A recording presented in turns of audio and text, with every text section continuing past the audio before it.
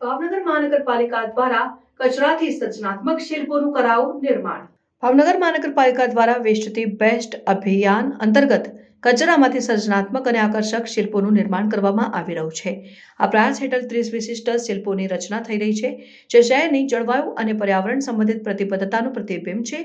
આ શિલ્પો ઉજવવામાં આવેલા લોખંડ, પ્લાસ્ટિક અને અન્ય મલવાફક સ્ક્રેપમાંથી બનાવવામાં આવી રહ્યા છે, જેને સ્થાનિક કલાકારોએ પોતાના કલાકૃતિથી જીવંત બનાવ્યા છે। દરેક શિલ્પ તેની અનોખી થીમ સાથે સંદેશ આપે છે, જેમ કે પર્યાવરણ જાળવવાની જરૂરિયાત, પુનઃચક્રણીકરણનું મહત્વ અને આર્થિક રીતે ટકાઉ વિકાસ। મહાનગરપાલિકાએ આ શિલ્પોને જાહેર સ્થળોએ સ્થાપિત કરવાની યોજના બનાવી છે, જે સ્થાનિક નાગરિકો અને પ્રવાસીઓ માટે આકર્ષણનું કેન્દ્ર બનશે।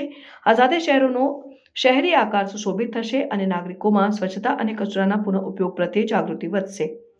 મહાનગરપાલિકા અધિકારીઓએ જણાવ્યું કે આ પહેલ વેસ્ટથી બેસ્ટના ઉદ્દેશોને પૂર્ણ કરવા માટેનો એક મહત્વપૂર્ણ પગલું છે અને ભાવનગરને નવું ઓળખાણ અપાવશે। આ યજ્ઞ દ્વારા શહેરી કચરાનું અસરકારક સંચાલન અને કલાકૃતિની વધતી તરસ વચ્ચે સમન્વય કરવામાં આવ્યો છે।